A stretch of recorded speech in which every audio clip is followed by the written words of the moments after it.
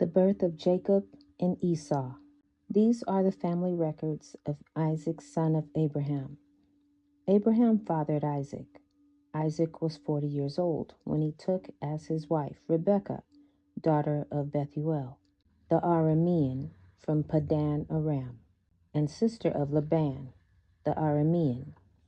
Isaac prayed to the Lord on behalf of his wife because she was childless. The Lord was receptive to his prayer, and his wife Rebekah conceived. But the children inside her struggled with each other, and she said, "Why is this happening to me?" So she went to inquire of the Lord, and the Lord said to her, "Two nations are in your womb. Two peoples will come from you and be separated.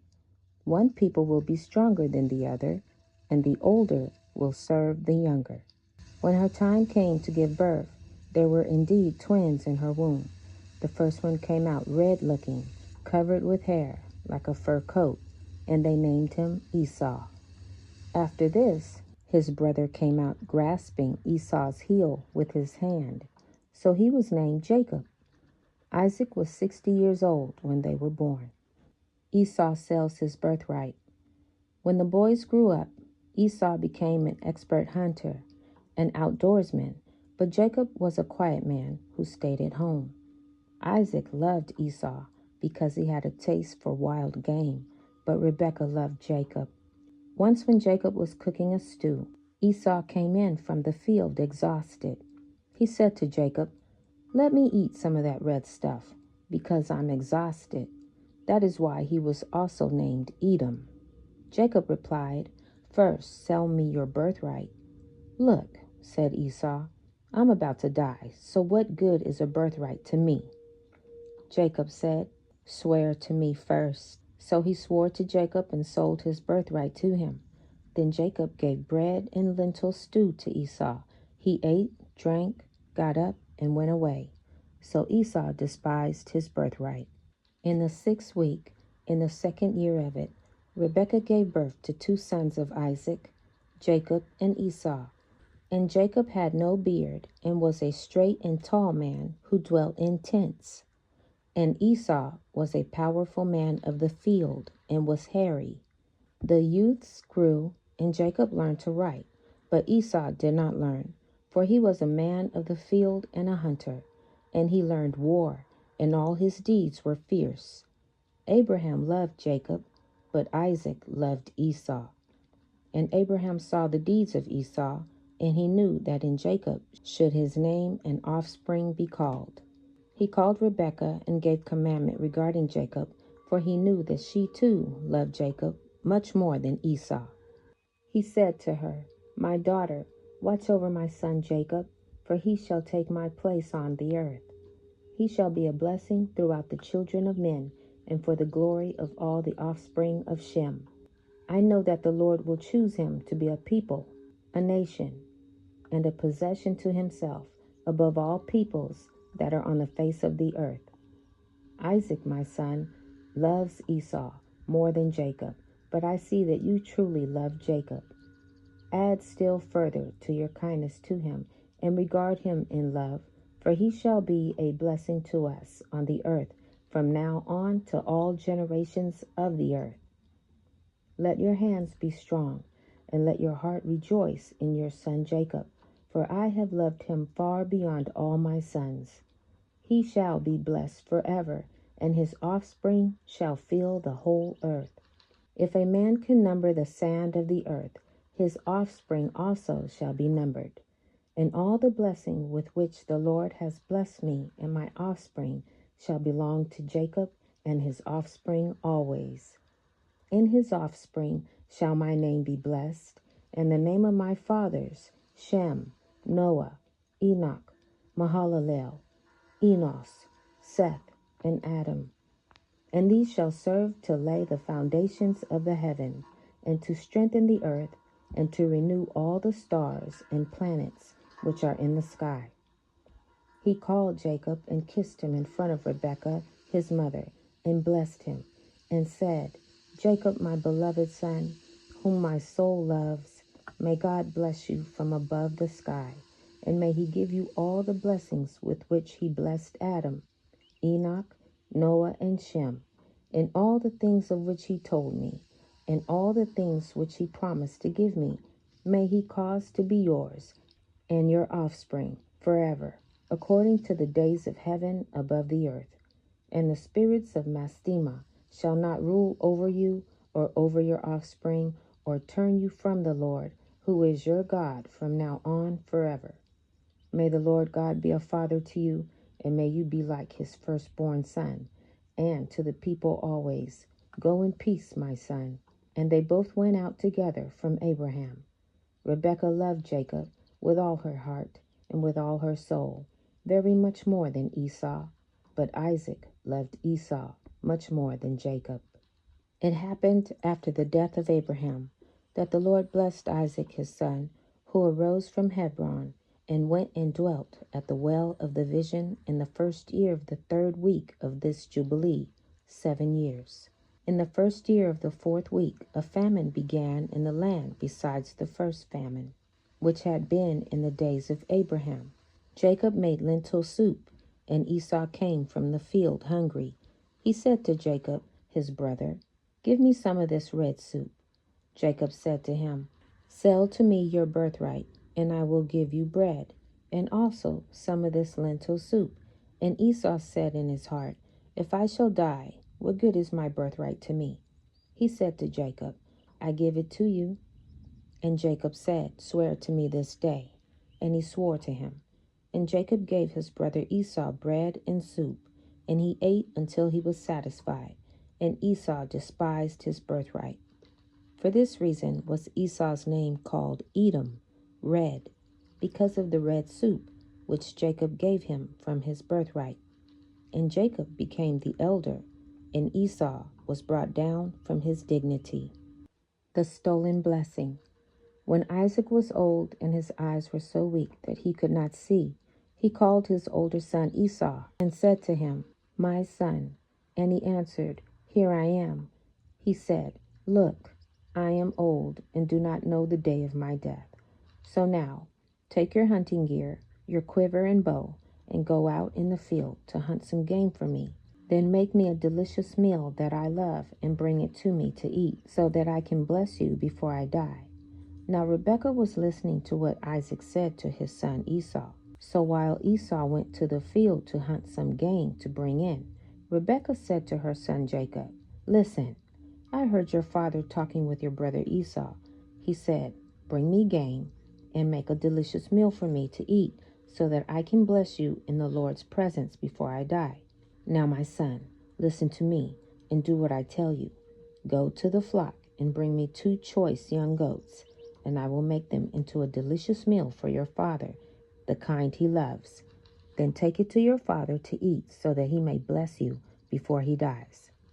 Jacob answered Rebekah his mother, "Look, my brother Esau is a hairy man, but I am a man with smooth skin. Suppose my father touches me, then I will be revealed to him as a deceiver, and bring a curse rather than a blessing on myself." His mother said to him, "Your curse be on me, my son. Just obey me and go get them for me." So he went and got the goats and brought them to his mother, and his mother made the delicious food his father loved.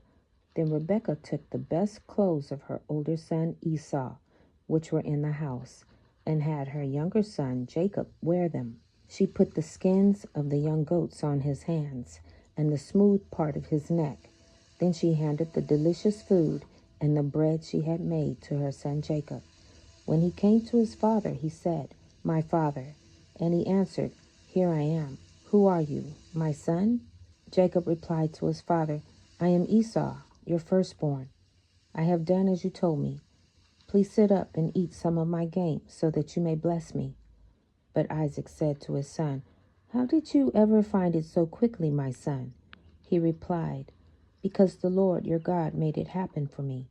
Then Isaac said to Jacob, "Please come closer so I can touch you, my son. Are you really my son Esau or not?" So Jacob came closer to his father Isaac. When he touched him, he said, "The voice is the voice of Jacob, but the hands are the hands of Esau." He did not recognize him because his hands were hairy, like those of his brother Esau. So he blessed him. Again he asked, "Are you really my son Esau?"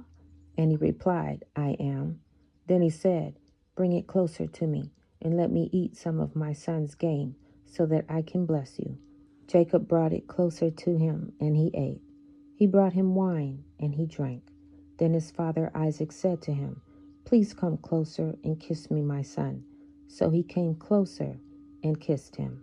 When Isaac smelled his clothes, he blessed him and said, "The smell of my son is like the smell of a field that the Lord has blessed. May God give to you from the dew of the sky and from the richness of the land an abundance of grain and new wine. May peoples serve you and nations bow in homage to you. Be master over your relatives. May your mother's sons bow in homage to you. Those who curse you will be cursed, and those who bless you will be blessed." As soon as Isaac had finished blessing Jacob, and Jacob had left the presence of his father Isaac, his brother Esau arrived from his hunting. He had also made some delicious food and brought it to his father. He said to his father, "Let my father get up and eat some of his son's game, so that you may bless me." But his father Isaac said to him, "Who are you?" He answered, "I am Esau, your firstborn son." Isaac began to tremble uncontrollably. "Who was it then," he said, "who hunted game and brought it to me? I ate it all before you came in, and I blessed him. Indeed, he will be blessed." When Esau heard his father's words, he cried out with a loud and bitter cry and said to his father, "Bless me too, my father." But he replied, "Your brother came deceitfully and took your blessing." So he said, "Isn't he rightly named Jacob? For he has cheated me twice now. He took my birthright, and look, now he has taken my blessing." Then he asked, "Haven't you saved a blessing for me?"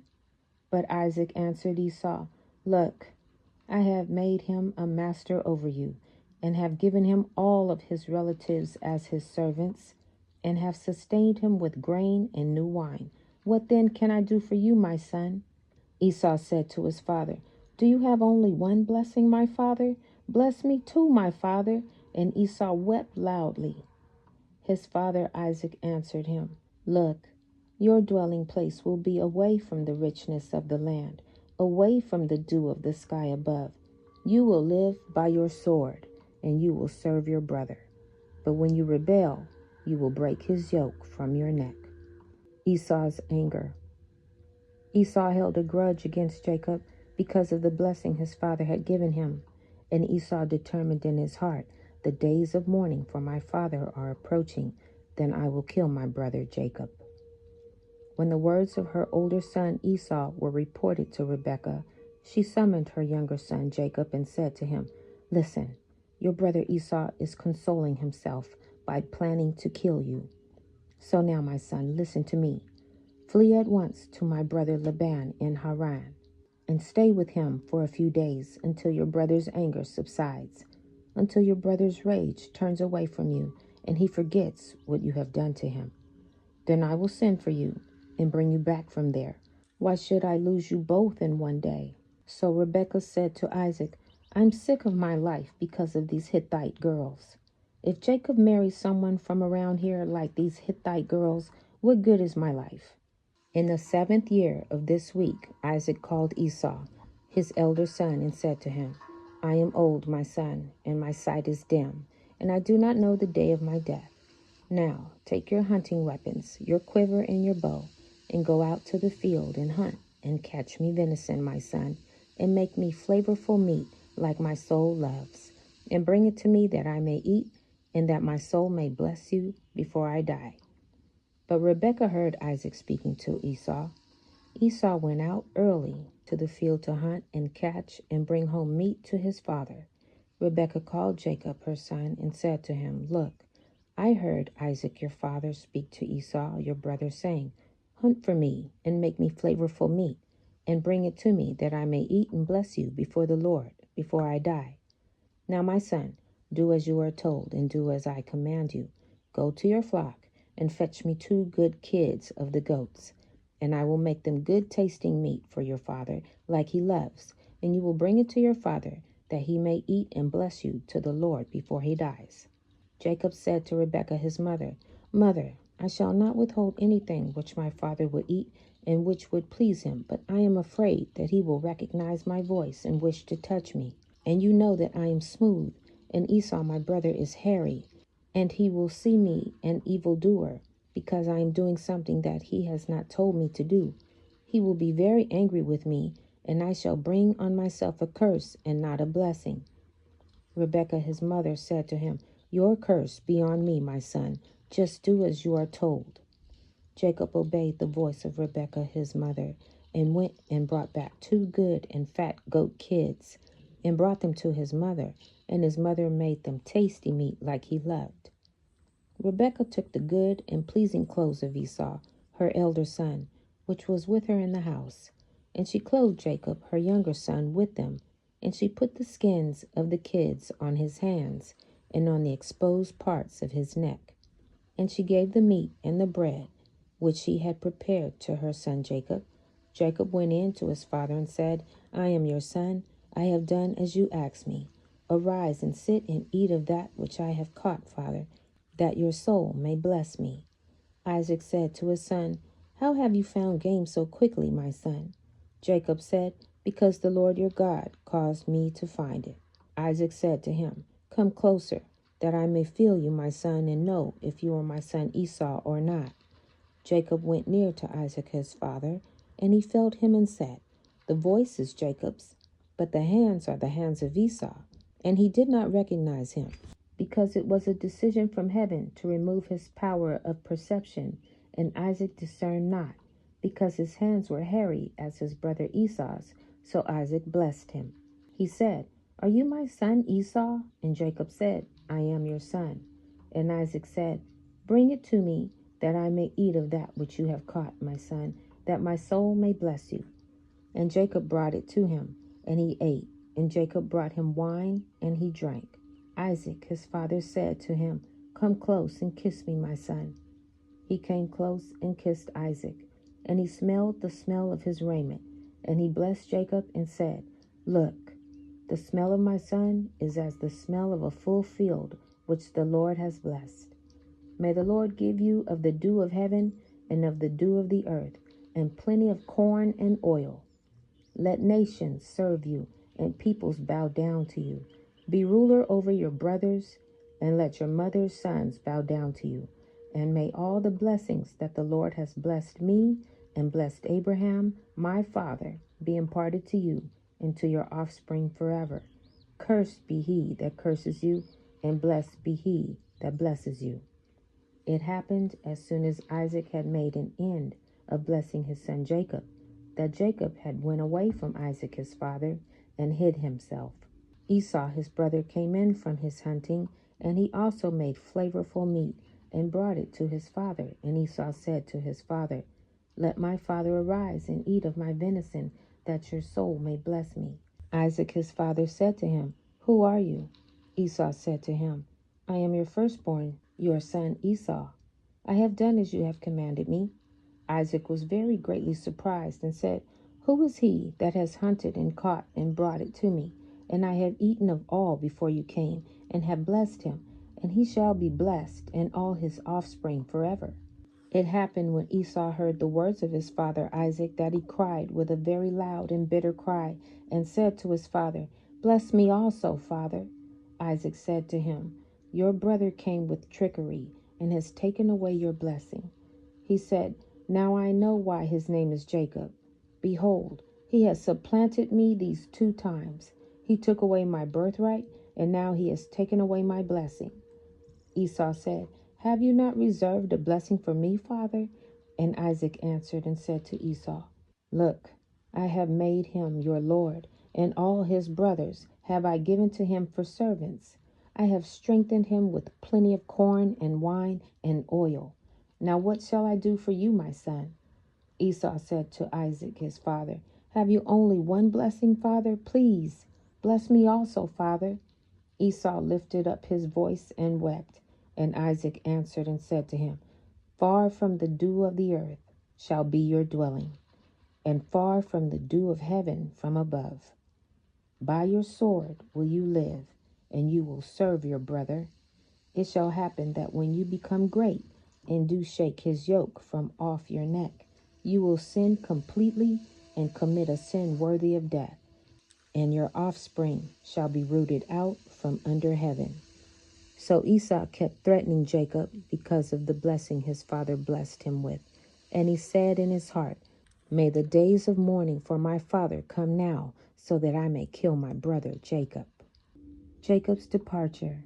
So Isaac summoned Jacob, blessed him, and commanded him, "Do not marry a Canaanite girl. Go at once to Padan Aram, to the house of Bethuel, your mother's father.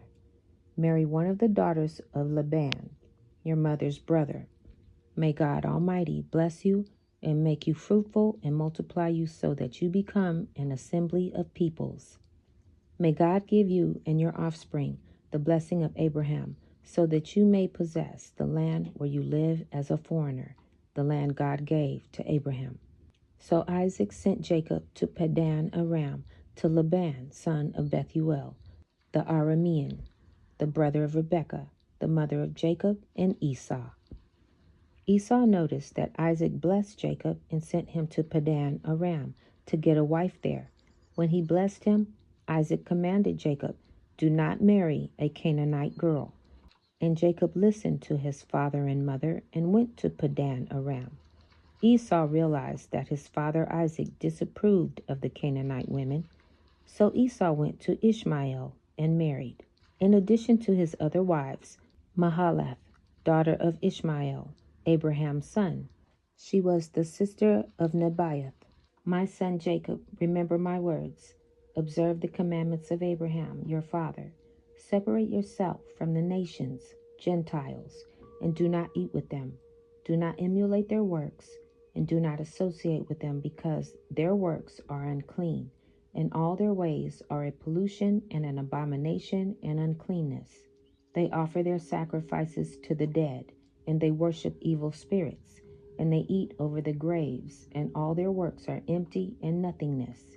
They have no heart to understand, and their eyes do not see what their works are, and how they go astray, by saying to a piece of wood, 'You are my God,' and to a stone, 'You are my Lord, and you are my deliverer,' because the stone and wood have no heart. And as for you, my son Jacob, may the Most High God help you, and the God of heaven bless you, and remove you from their uncleanness and from all their error. Jacob, be warned, do not take a wife from any offspring of the daughters of Canaan, for all his offspring are to be rooted out of the earth. Because of the transgression of Ham, Canaan erred, and all his offspring shall be destroyed from the earth, including any remnant of it, and none springing from him shall exist except on the day of judgment. In the 2nd year of this week, in this Jubilee, Rebekah called Jacob her son and spoke to him, saying, "My son, do not take a wife from the daughters of Canaan, as Esau, your brother, who took 2 wives of the daughters of Canaan, and they have made my soul bitter with all their unclean acts. For all their actions are fornication and lust, and there is no righteousness in them, because their deeds are evil. I love you greatly, my son, and my heart and my affection bless you every hour of the day and in every night. Now, my son, listen to my voice and do the will of your mother, and do not take a wife of the daughters of this land, but only from the house of my father and of those related to my father. If you will take your wife of the house of my father, the Most High God will bless you, and your children shall be a righteous generation and a holy offspring."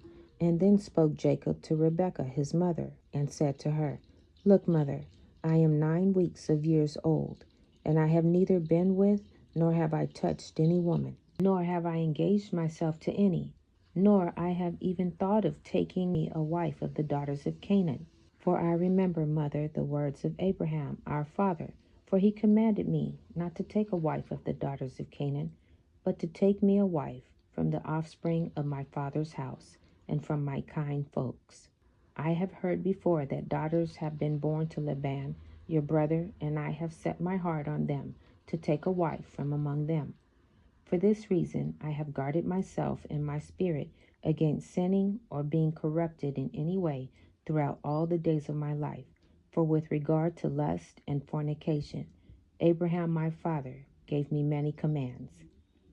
Despite all that he has commanded me, these 22 years, my brother has argued with me and spoken frequently to me and said, My brother, take a wife that is a sister of my 2 wives. But I refuse to do as he has done. I swear before you, mother, that all the days of my life I will not take me a wife from the daughters of the offspring of Canaan, and I will not act wickedly as my brother has done. Do not be afraid, mother. Be assured that I shall do your will and walk in your uprightness and not corrupt my ways forever. When she heard this, she lifted up her face to heaven and extended the fingers of her hands and opened her mouth and blessed the Most High God, who had created the heaven and the earth, and she gave him thanks and praise. She said, Blessed be the Lord God, and may his holy name be blessed forever and ever. He has given me Jacob as a pure son and a holy offspring, for he is yours, and yours shall his offspring be continually throughout all the generations forever. Bless him, O Lord, and place in my mouth the blessing of righteousness, that I may bless him. At that hour, when the spirit of righteousness descended into her mouth, she placed both her hands on the head of Jacob and said, Blessed are you, Lord of righteousness and God of the ages, and may you bless him beyond all the generations of men. My son, may he give you the path of righteousness and reveal righteousness to your offspring. May he make your sons many during your life, and may they arise according to the number of the months of the year. And may their sons become many and great beyond the stars of heaven, and may their numbers be more than the sand of the sea. May he give them his good and pleasing land, as he said he would give it to Abraham and to his offspring after him always, and may they hold it as a possession forever. My son, may I see blessed children born to you during my life, and may all your offspring be blessed and holy. And as you have refreshed your mother's spirit during her life, the womb of her that gave birth to you blesses you now. My affection and my heart bless you, and my mouth and my tongue greatly praise you. Increase and spread over the earth. May your offspring be perfect in the joy of heaven and earth forever. May your offspring rejoice, and on the great day of peace may they have peace. May your name and your offspring endure to all the ages, and may the Most High God be their God, and may the God of righteousness dwell with them, and may his sanctuary be built by you all the ages. Blessed be that blesses you, and all flesh that curses you falsely, may it be cursed. And she kissed him and said to him, May the Lord of the world love you as the heart of your mother, and her affection rejoice in you and bless you. And she ceased from blessing. For it has been ordained and written in the heavenly tablets regarding all the offspring of Israel. He who defiles it shall surely die. He shall be killed by stoning. There is no limit of days for this law. There is no remission and no atonement. The man who has defiled his daughter shall be rooted out from every corner of all Israel, because he has given of his offspring to Moloch, a pagan god, the worship of which involved burning the child alive, and committed impurity and defiled his child. Moses commanded the children of Israel and exhort them not to give their daughters to the Gentiles, and not to take for their sons any of the daughters of the Gentiles, for this is abominable before the Lord. It is because of this that I have written all the deeds of the Shechemites, which they committed against Dinah, and placed them in the words of the law for you. I have also written how the sons of Jacob spoke, saying, We will not give our daughter to a man who is uncircumcised, for that is a reproach to us. It is a reproach to Israel that anyone take the daughters of the Gentiles, for this is unclean and abominable to Israel.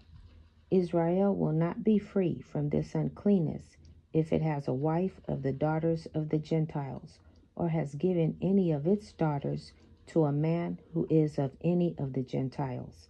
There will be plague upon plague, and curse upon curse, and every judgment and plague and curse will come if he does this thing, or if they ignore those who commit uncleanness, or defile the sanctuary of the Lord, or those who profane his holy name. If any of these happen, the whole nation together will be judged for all the uncleanness and profanation of this man. There will be no judging people by their position, and no receiving fruits, or offerings, or burnt offerings, or fat, or the fragrance of sweet odor from his hands.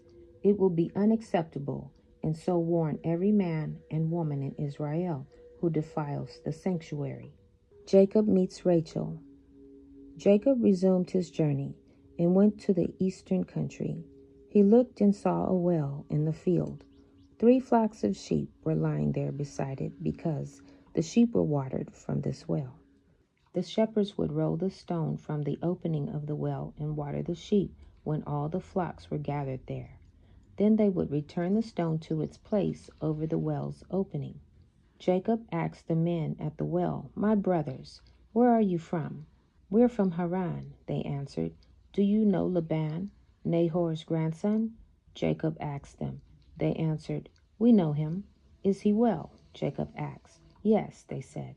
"And here is his daughter Rachel, coming with his sheep." Then Jacob said, "Look, it is still broad daylight. It's not time for the animals to be gathered. Water the flock, then go out and let them graze."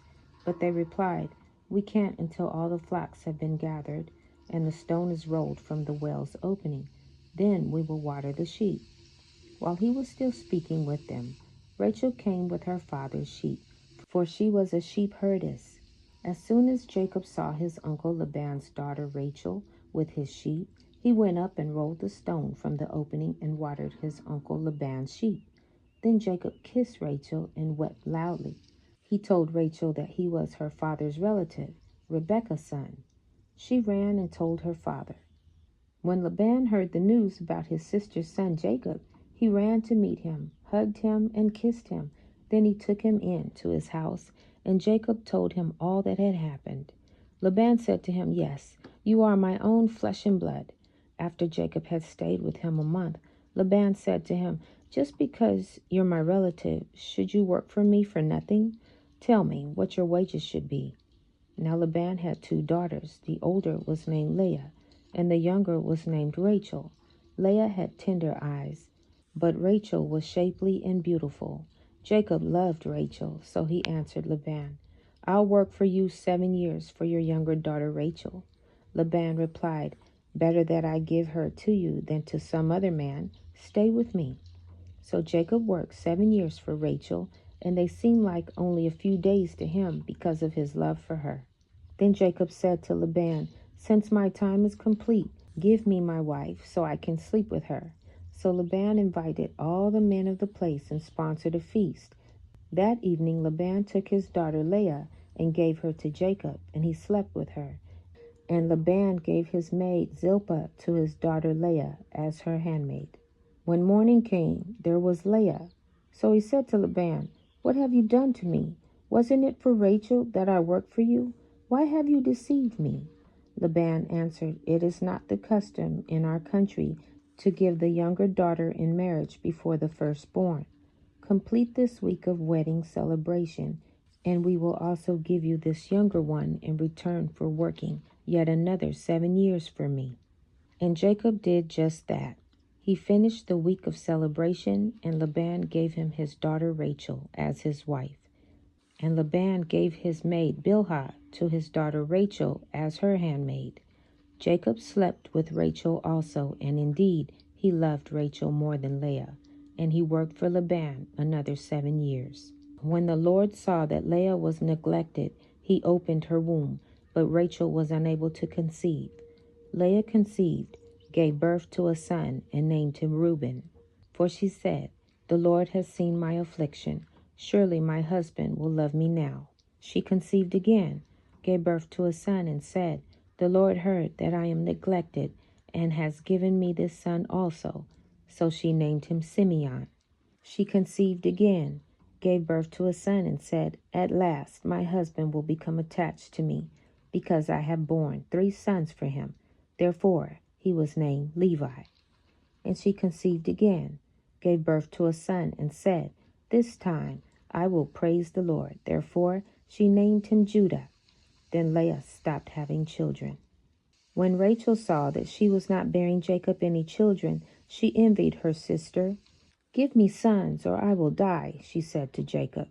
Jacob became angry with Rachel and said, "Am I in the place of God? He has withheld offspring from you." Then she said, "Here is my handmaid, Bilhah. Go sleep with her, and she'll bear children for me, so that through her I too can build a family." So Rachel gave her handmaid Bilhah to Jacob as a wife, and he slept with her. Bilhah conceived and bore Jacob a son. Rachel said, "God has vindicated me. Yes, he has heard me and given me a son." So she named him Dan.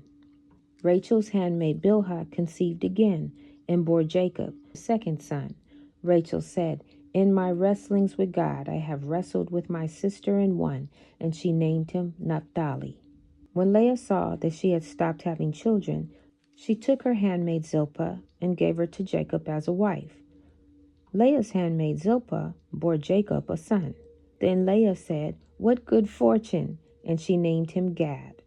When Leah's handmaid Zilpah bore Jacob a second son, Leah said, "I am happy that the women call me happy," so she named him Asher. Reuben went out during the wheat harvest and found some mandrakes in the field.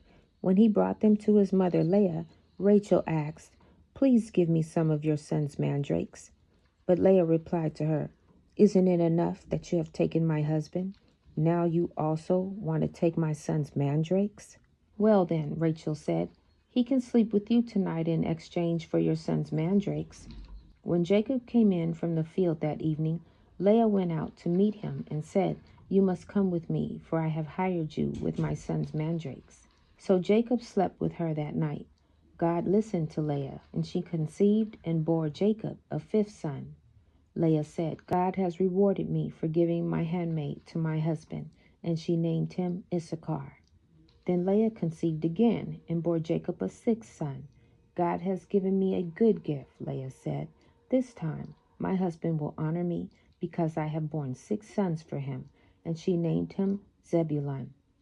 Later Leah bore a daughter and named her Dinah. Then God remembered Rachel. He listened to her and opened her womb. She conceived and bore a son, and she said, "God has taken away my disgrace." She named him Joseph and said, "May the Lord add another son to me." He went on his journey and came to the land of the east, to Laban, the brother of Rebekah, and he was with him. And Jacob served Laban for Rachel his daughter 1 week of years. In the 1st year of the 3rd week of years, he said to him, "Give me my wife, for whom I have served you 7 years." And Laban said to Jacob, "I will give you your wife."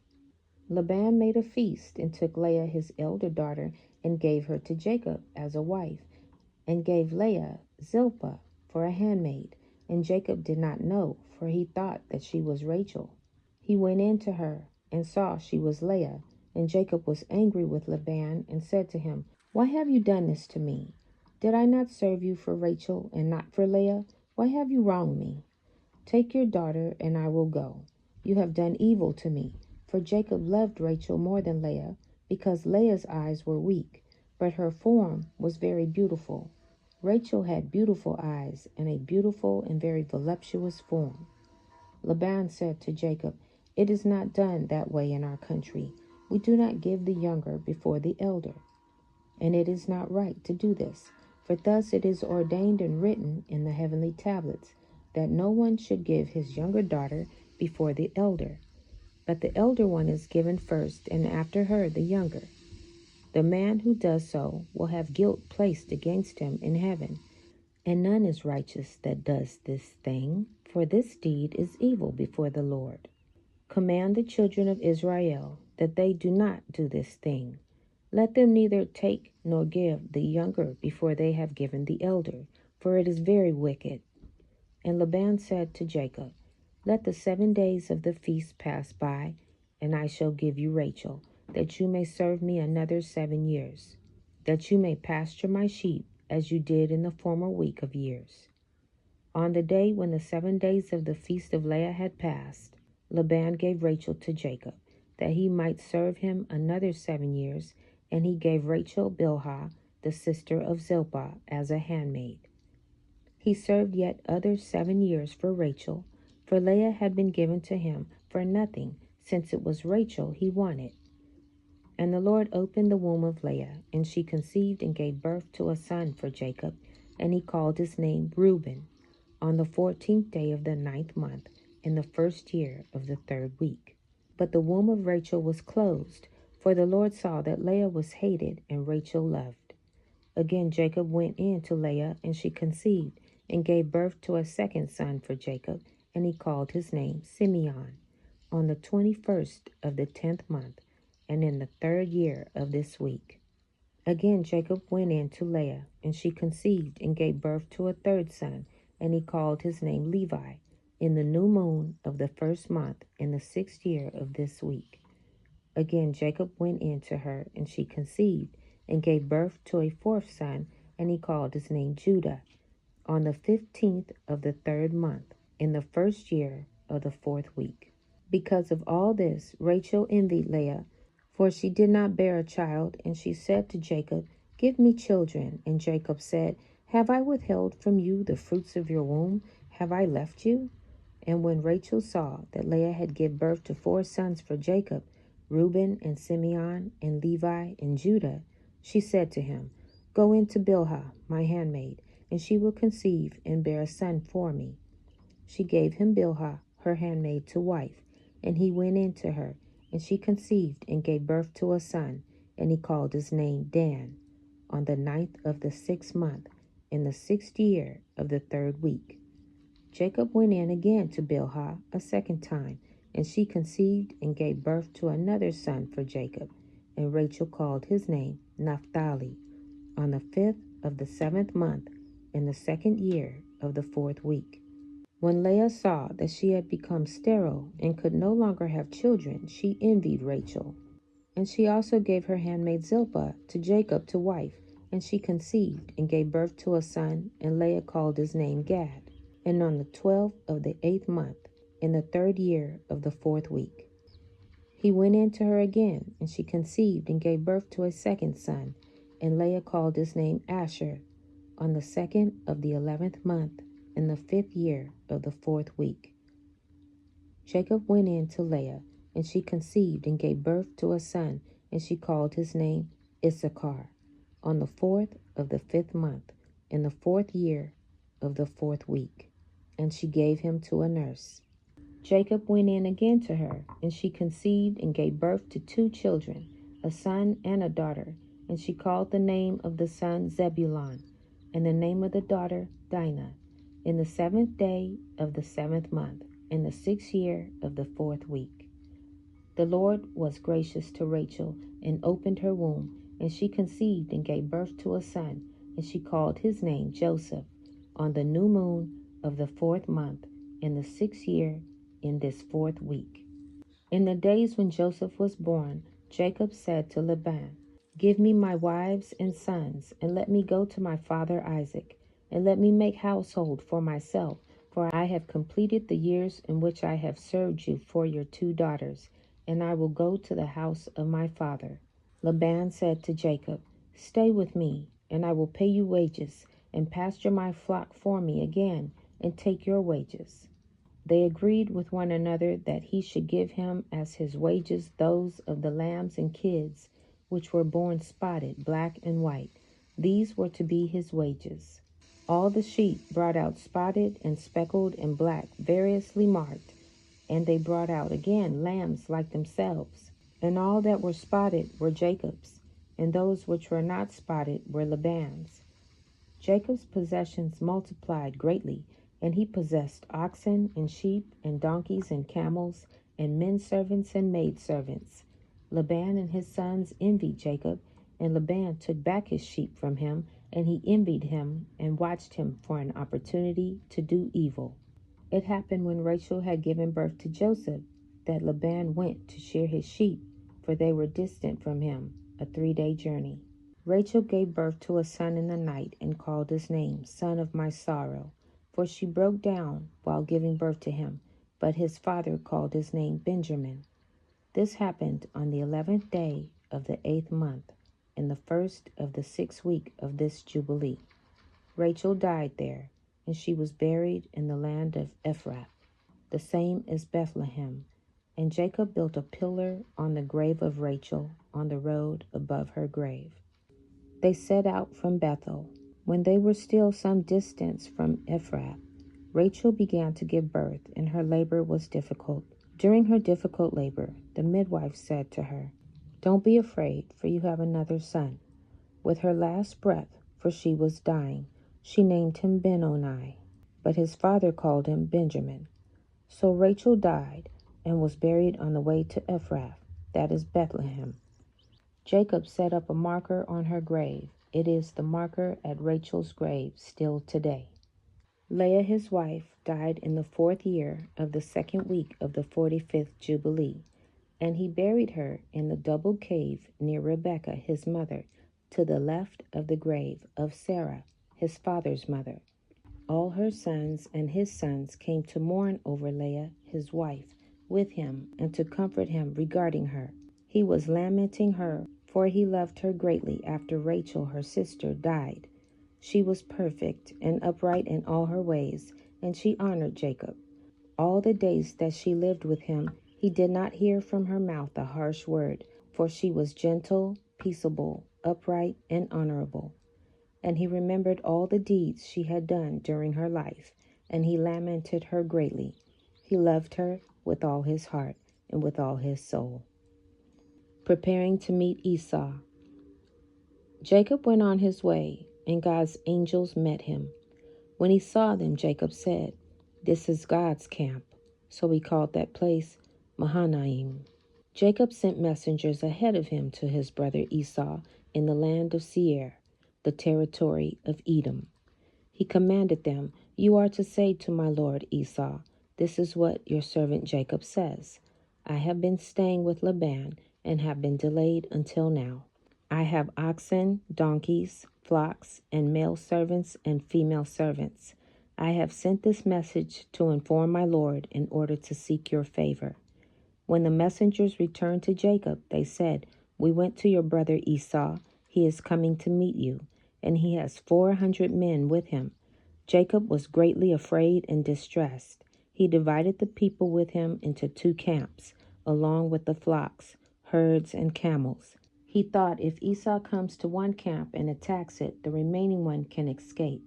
Then Jacob said, "God of my father Abraham and God of my father Isaac, the Lord who said to me, 'Go back to your land and to your family, and I will cause you to prosper,' I am unworthy of all the kindness and faithfulness you have shown your servant.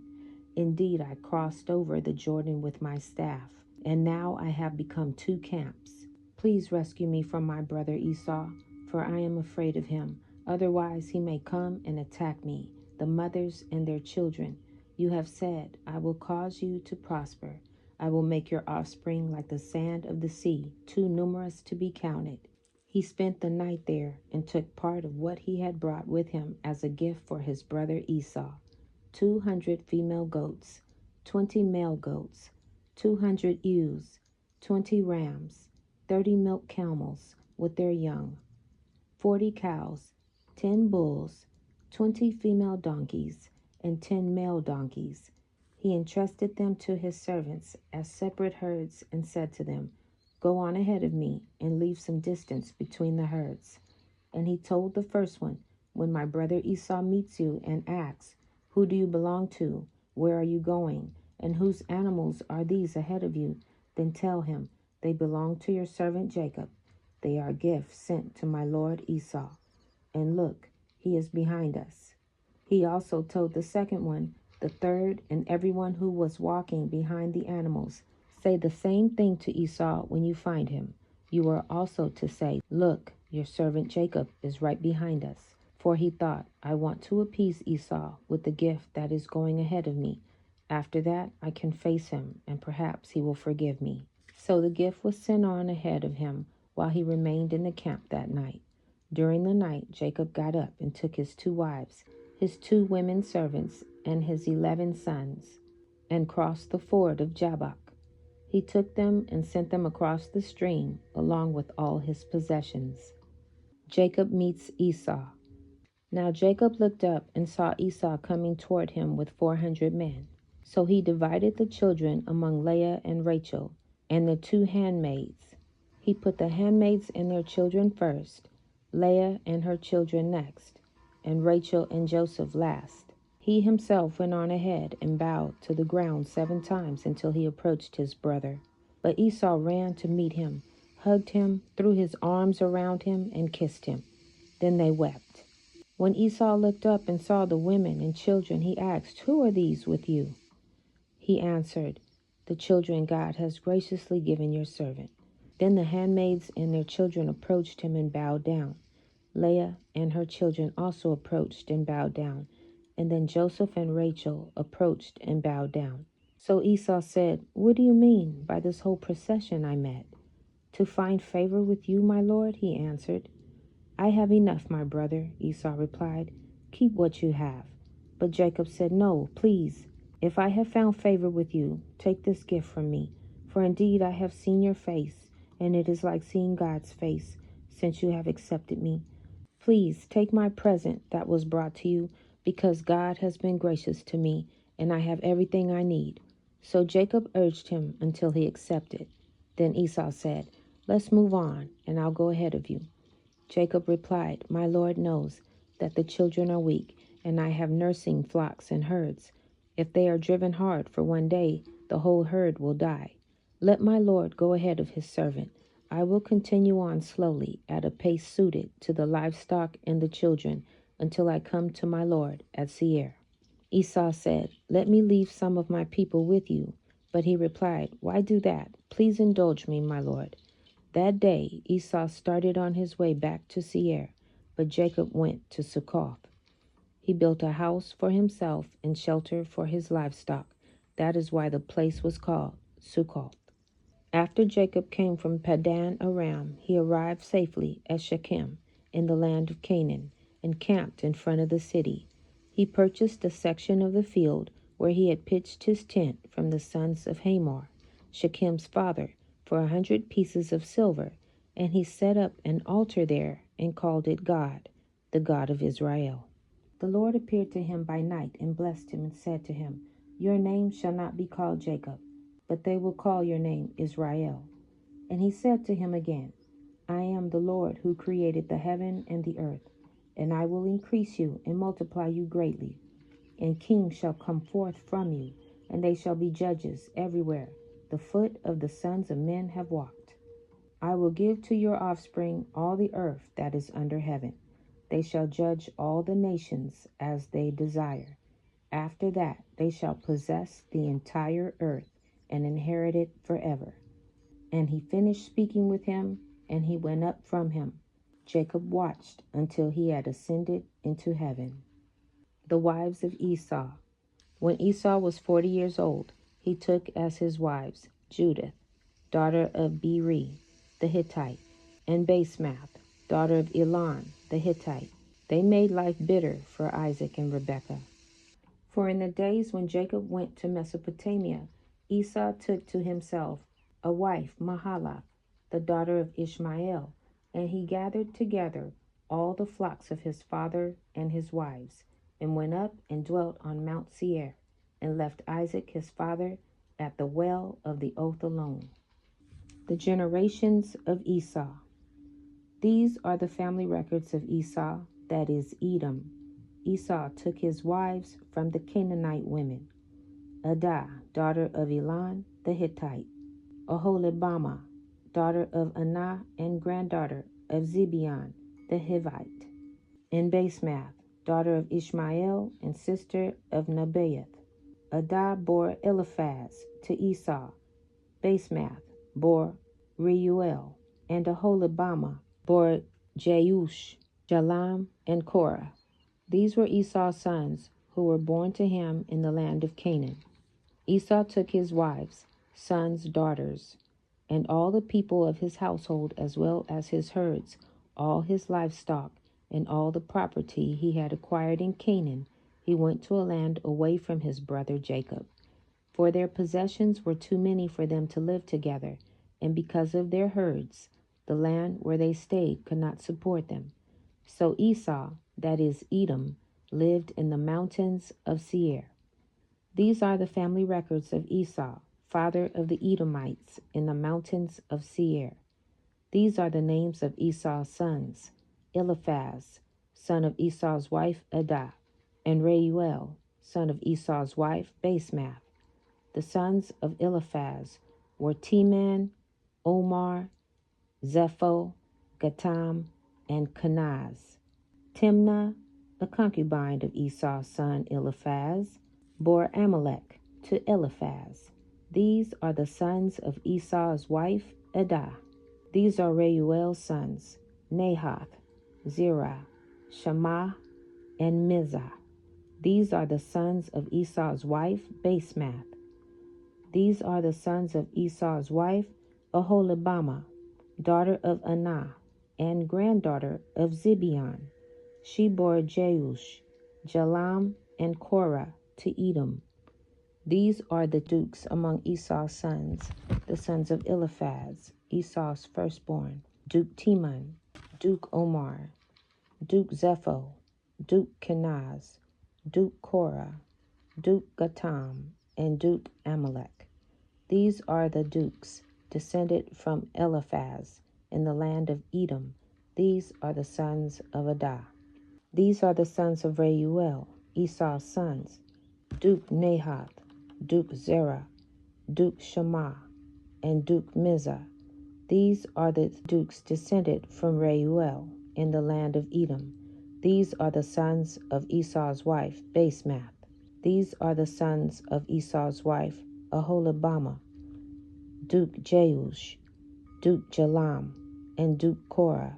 These are the dukes descended from Esau's wife Oholibamah, daughter of Anah. These are the sons of Esau, that is Edom, and these are their dukes. Seir's family. These are the sons of Seir, the Horite, the inhabitants of the land: Lotan, Shobal, Zibeon, Anah, Dishon, Ezer, and Dishan. These are the dukes among the Horites, the sons of Seir in the land of Edom. The sons of Lotan were Hori and Hermon. Timnah was Lotan's sister. These are Shobal's sons: Alvan, Manahath, Ebal, Shepo, and Onam. These are Zibeon's sons: Iha and Anah. This was the Anah who found the hot springs in the wilderness, while he was pasturing the donkeys of his father Zibeon. These are the children of Anah: Dishon and Oholibamah, daughter of Anah. These are Dishon's sons: Hemdan, Eshban, Ithran, and Sharon.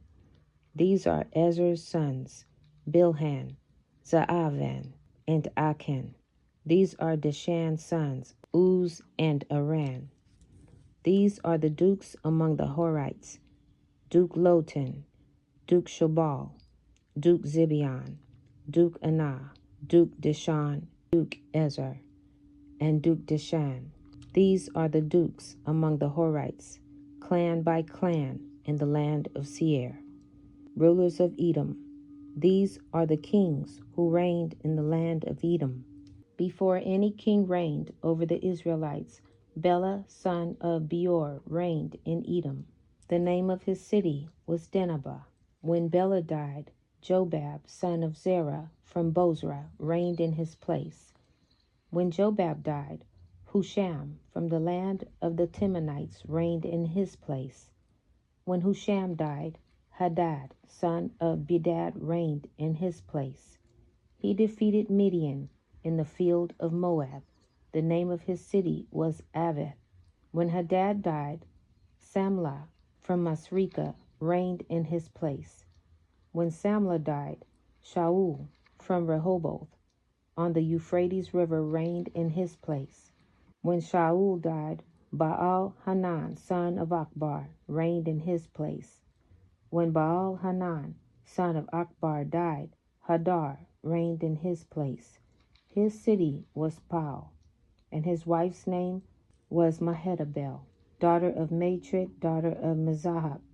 These are the names of Esau's dukes, according to their families and their localities, by their names: Duke Timnah, Duke Alva, Duke Jetheth, Duke Aholibama, Duke Elah, Duke Penan, Duke Kenaz, Duke Teman, Duke Mibzar, Duke Magdiel, and Duke Iram. These are Edom's dukes, according to their settlements in the land they possessed. Esau was father of the Edomites. The fight between Esau and Jacob. In the first year of the first week of the 45th Jubilee, Rebekah called Jacob, her son, and commanded him regarding his father and regarding his brother, that he should honor them all the days of his life. Jacob said, I will do everything you have commanded. I will honor them. This will be honor and greatness to me, and righteousness before the Lord. Mother, you know from the time I was born until this day, all my deeds and all that is in my heart, I always think good concerning all. Why should I not do this thing which you have commanded me, that I should honor my father and my brother? Tell me, mother, what perversity have you seen in me, and I shall turn away from it, and mercy will be on me. She said to him, My son, in all my days I have not seen any perverseness in you, but only upright deeds. Yet I will tell you the truth, my son, I shall die this year. I shall not survive this year in my life. I have seen the day of my death in my dream. I should not live beyond 155 years. I have completed all the days that I am to live my life. Jacob laughed at the words of his mother because his mother had said she should die. She was sitting across from him in possession of her strength, and she was still strong. She came and went as she wished. She could see well, and her teeth were strong. No sickness had touched her all the days of her life. Jacob said to her, If my days of life are close to yours, and my strength remain with me as your strength, I would be blessed, mother. You will not die. You are simply joking with me regarding your death. She went in to Isaac and said to him, I make one request of you. Make Esau swear that he will not injure Jacob, nor pursue him with intent to harm him. You know Esau's thoughts have been perverse from his youth, and there is no good in him. He desires to kill him after you die. You know all that he has done since the day Jacob his brother went to Haran until this day. He has forsaken us with his whole heart, and has done evil to us. He has stolen your flocks, and carried off all your possessions while you watched.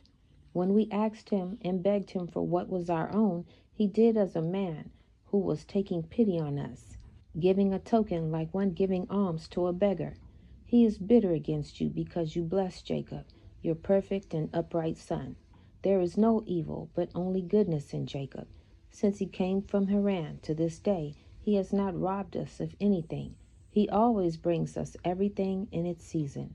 He rejoices and blesses us with all his heart when we take his hands.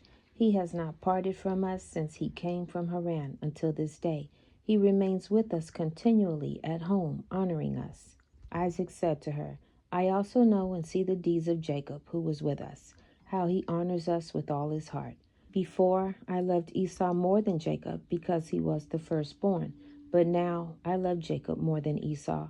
For Esau has done many evil deeds, and there is no righteousness in him. All his ways are unrighteousness and violence. My heart is troubled because of all his deeds. Neither he nor his offspring will be exempt, because they are those who will be destroyed from the earth, and who will be rooted out from under heaven. He and his children have forsaken the God of Abraham, and gone after his wives' gods, and after their uncleanness, and after their error. You told me to make him swear that he will not kill Jacob his brother, but even if he swears, he will not abide his oath. He will not do good, but evil only. If he desires to kill Jacob his brother, then into Jacob's hands he will be given. He will not escape from Jacob's hands. Do not be afraid for Jacob, for the guardian of Jacob is great, powerful, honored, and praised more than the guardian of Esau. Rebekah called for Esau And he came to her, and she said to him, I have a request of you, my son. Promise to do it, my son. He said, I will do everything that you say to me, and I will not refuse your request. She said to him, I ask you that the day I die, you will take me in and bury me near Sarah, your father's mother, and that you and Jacob will love each other, and that neither will desire evil against the other, but have mutual love only. Do this so you will prosper, my son, and be honored in all the land. And no enemy will rejoice over you. You will be a blessing and a mercy in the eyes of all those that love you. He said, I will do all that you have told me. I shall bury you on the day you die near Sarah, my father's mother, as you have desired, that her bones may be near your bones. Jacob, my brother, I shall love above all flesh. I have only one brother in all the earth but him. It is only what is expected of me. It is no great thing if I love him, for he is my brother, and we were sown together in your body, and together came we out from your womb. If I do not love my brother, whom shall I love? I beg you to exhort Jacob concerning me and concerning my sons, for I know that he will assuredly be king over me and my sons. For on the day my father blessed him, he made him the higher and me the lower. I swear to you that I shall love him and not desire evil against him all the days of my life, but good only. And he swore to her regarding all this matter. While Esau was there, she called Jacob and gave him her orders according to the words that she had spoken to Esau. He said, I shall do your pleasure. Believe me that no evil will proceed from me or from my sons against Esau. I shall be first in nothing except in love only. She and her sons ate and drank that night, and she died 3 jubilees in 1 week and 1 year old on that night. Her 2 sons, Esau and Jacob, buried her in the double cave near Sarah, their father's mother. On the day that Isaac, the father of Jacob and Esau, died, the sons of Esau heard that Isaac had given the elder's portion to his younger son Jacob, and they were very angry. They argued with their father, saying, Why has your father given Jacob the portion of the elder, and passed you over, even though you are the elder and Jacob the younger? He said to them, Because I sold my birthright to Jacob for a small portion of lentils. And on the day my father sent me to hunt, catch, and bring home something that he should eat and bless me, Jacob came with deceit and brought my father food and drink. My father blessed him and put me under his hand. Now our father has caused Jacob and me to swear that we shall not devise evil plans against each other, and that we shall continue in love and in peace, each with his brother, and not make our ways corrupt. They said to him, We shall not listen to you to make peace with him. We are stronger than him, and we are more powerful than he is. We shall depose him and kill him, and destroy him and his sons. If you will not go with us, we shall hurt you also. Listen, let us send to Aram, Philistia, Moab, and Ammon. Let us take chosen men who are trained in battle, and let us go against him and do battle with him. Let us exterminate him from the earth before he grows strong. Their father said to them, Do not go, and do not make war with him, or you shall fall before him. They said to him, This is how you have acted from your youth unto this day. You have continued to put your neck under his yoke. We shall not listen to these words. Then they sent to Aram and to Adoram, to the friend of their father, and they also hired 1,000 chosen men of war. And there came to them from Moab and from the children of Ammon those who were hired, 1,000 chosen men, and from Philistia 1,000 chosen warriors, and from Edom and from the Horites 1,000 chosen warriors, and from the Kittim mighty warriors. They said to their father, Go out with them and lead them, or else we shall kill you. And he was filled with boiling anger on seeing that his sons were forcing him to go before them to lead them against Jacob his brother. But afterward he remembered all the evil that lay hidden in his heart against Jacob his brother, and he did not remember the oath he had sworn to his father and to his mother, that he would plan no evil against Jacob his brother all his days. Because Jacob was in mourning for his wife Leah, he did not know they were coming to battle against him until they approached the tower with 4,000 soldiers and chosen warriors. The men of Hebron sent to him, saying, Look, your brother has come against you to fight. He has with him 4,000 men carrying swords, shields, and weapons. They told him this because they loved Jacob more than Esau. So they told him, for Jacob was a more gracious and merciful man than Esau. But Jacob would not believe until they came very near to the tower. He closed the gates of the tower, and he stood on the battlements and spoke to his brother Esau and said, Noble is the comfort you have come to give me concerning the death of my wife. Is this the oath that you swore to your father and again to your mother before they died? You have broken the oath, and on the moment that you swore to your father you were condemned. Then Esau answered and said to him, Neither the children of men nor the beasts of the earth have sworn an oath of righteousness and kept it forever. Every day they lay evil plans one against another regarding how they might kill their adversary or foe. You will hate my children and me forever, so there is no observing the tie of brotherhood with you. Hear these words that I declare to you. If the boar can change its skin and make its bristles as soft as wool, or if it can cause horns to sprout out on his head like the horns of a stag or of a sheep, then will I observe the tie of brotherhood with you. You and I have never been brothers. If the wolves make peace with the lambs and not devour or do them violence, and if their hearts are towards them for good, then there shall be peace in my heart towards you. If the lion becomes the friend of the ox and makes peace with him, and if he is bound under one yoke with him and plows with him, then will I make peace with you. When the raven becomes white as the raza, then know that I have loved you and shall make peace with you. You will be rooted out, and your sons shall be rooted out, and there shall be no peace for you. Jacob saw that Esau had decided in his heart to do evil toward him, and that he desired with all his soul to kill him. Jacob saw that Esau had come pouncing like the wild boar, which charges the spear that is set to pierce and kills it, and yet does not even slow down. Then he spoke to his own people and to his servants and told them that Esau and his men were going to attack him and all his companions. After that, Judah spoke to Jacob, his father, and said to him, Bend your bow, father, and send forth your arrows and bring down the adversary and kill the enemy. You have the power to do it. We will not kill your brother because he is your kin. He is like you, so we will honor his life. Then Jacob bent his bow and sent forth the arrow and struck Esau his brother on the right side of his chest and killed him. And again he sent forth an arrow and struck Adoran, the Aramean, on the left side of his chest, and it drove him backward and killed him. Then the sons of Jacob and their servants went out, dividing themselves into companies on the four sides of the tower. Judah went out in front. Naphtali and Gad, along with 50 servants, went to the south side of the tower, and they killed all they found before them. Not one individual escaped. Levi, Dan, and Asher went out on the east side of the tower along with 50 men, and they killed the warriors of Moab and Ammon.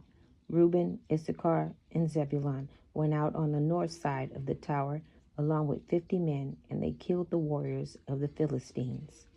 Reuben's sons, Simeon, Benjamin, Enoch, went out on the west side of the tower along with 50 men, and they killed 400 men, stout warriors of Edom and of the Horites. 600 fled, and 4 of the sons of Esau fled with them, and left their father lying killed, as he had fallen on the hill that is in Adoram. And the sons of Jacob pursued them to the mountains of Seir, and Jacob buried his brother on the hill that is in Adoram, and he returned to his house. The sons of Jacob crushed the sons of Esau in the mountains of Seir, and made them bow their necks, so that they become servants of the sons of Jacob. They sent a message to their father to inquire whether they should make peace with them or kill them. Jacob sent word to his sons that they should make peace. They made peace with them, but also placed the yoke of servitude on them, so that they paid tribute to Jacob and to his sons always. And they continued to pay tribute to Jacob until the day that he went down to Egypt. The sons of Edom have not escaped the yoke of servitude imposed by the 12 sons of Jacob until this day. These are the kings that reigned in Edom before there were any king over the children of Israel until this day in the land of Edom. When Jacob went away to go to Haran, Esau called to his son Eliaphaz and secretly spoke to him, saying, Now hurry, take your sword in your hand and pursue Jacob, and pass before him in the road and lurk for him. Kill him with your sword in one of the mountains, and take all belonging to him and come back. Eliaphaz, the son of Esau, was an active man and expert with the bow as his father had taught him, and he was a noted hunter in the field and a valiant man. Eliaphaz did as his father had commanded him, and Eliaphaz was at that time 13 years old. Eliaphaz rose up and went and took 10 of his mother's brothers with him and pursued Jacob. He closely followed Jacob, and he lurked for him in the border of the land of Canaan, opposite to the city of Shechem. And Jacob saw Eliaphaz and his men pursuing him. Jacob stood still in the place in which he was going, in order to know what this was, for he did not know the thing. Eliaphaz drew his sword, and he went on advancing, he and his men, toward Jacob. And Jacob said to them, Why have you come here? And what does it mean that you pursue with your swords? And Eliaphaz came near to Jacob, and he answered and said to him, Thus did my father command me, and now therefore I will not deviate from the orders which my father gave me. When Jacob saw that Esau had spoken to Eliaphaz to employ force, Jacob then approached and supplicated Eliaphaz and his men, saying to him, Behold, all that I have, and which my father and mother gave to me, that you should take and go from me. Do not kill me. May this thing be accounted to you as righteousness. And the Lord caused Jacob to find favor in the sight of Eliaphaz the son of Esau and his men, and they listened to the voice of Jacob, and they did not put him to death. Eliaphaz and his men took all belonging to Jacob, together with the silver and gold that he had brought with him from Beersheba. They left him nothing. Eliaphaz and his men went away from him, and they returned to Esau to Beersheba, and they told him all that had occurred to them with Jacob. And they gave him all that they had taken from Jacob. Esau was indignant at Eliaphaz his son and at his men that were with him, because they had not put Jacob to death.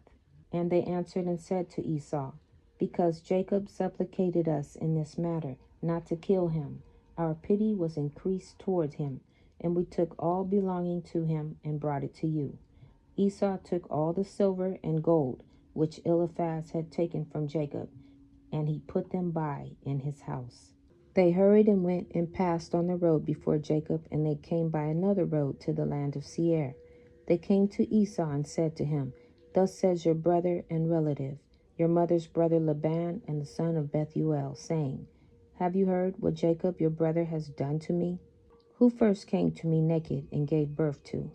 I went to meet him and brought him to my house with honor. I made him great, and I gave him my daughters for wives, and also 2 of my maids. And God blessed him on my account.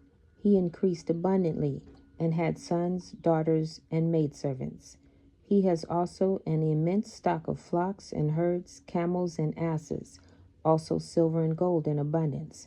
When he saw that his wealth increased, he left me while I went to shear my sheep, and he rose up and fled in secrecy.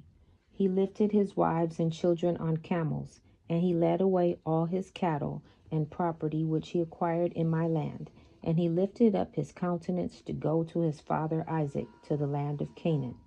He did not let me kiss my daughters and their children. He led my daughters as captives taken by the sword, and he also stole my gods, and he fled. And now I have left him in the mountain of the brook of Jabbok, him and all belonging to him. He lacks nothing. If it be your wish to go to him, go then, and there you will find him, and you can do to him as your soul desires. And Laban's messengers came and told Esau all these things. Esau heard all the words of Laban's messengers, and his anger was greatly set ablaze against Jacob, and he remembered his hatred, and his anger burned within him. Esau hurried and took his children and servants and the souls of his household, being 60 men. He went and assembled all the children of Seir the Horite and their people, being 340 men. He took all this number of 400 men with drawn swords, and he went to Jacob to strike him. Esau divided this number into several parts, And he took the 60 men of his children and servants and the souls of his household as one head, and gave them in care of Eliaphaz, his eldest son. The remaining heads he gave to the care of the 6 sons of Seir the Horite, and he placed every man over his generations and children. The whole of this camp went as it was, and Esau went among them towards Jacob, and he conducted them with speed. And Laban's messengers departed from Esau and went to the land of Canaan, and they came to the house of Rebekah, the mother of Jacob and Esau. They told her, saying, Behold, your son Esau has gone against his brother Jacob with 400 men, for he heard that he was coming, and he is gone to make war with him, and to strike him, and to take all that he has. Rebekah hurried and sent 72 men from the servants of Isaac to meet Jacob on the road, for she said, Perhaps Esau may make war in the road when he meets him. These messengers went on the road to meet Jacob, and they met him in the road of the brook on the opposite side of the brook Jabbok. Jacob said when he saw them, This camp is destined to me from God. And Jacob called the name of that place Machnaim. And Jacob knew all his father's people, and he kissed them and embraced them and came with them. Jacob asked them concerning his father and mother, and they said they were well.